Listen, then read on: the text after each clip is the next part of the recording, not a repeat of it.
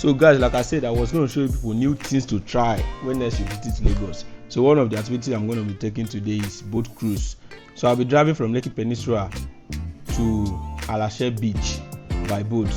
Basically just a boat cruise, and there are a lot of things, a lot of amazing views that you're going to experience if you take this boat drive.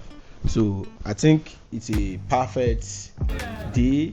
It's warm and a lot of nice view, and everywhere just looking so much amazing. So guys, when next you come to Lagos and you feel like maybe you're interested in new adventures, maybe experiencing new things, I recommend taking this boat cruise, and you're gonna like it. So guys, you can go ahead and experience the environment with me virtually.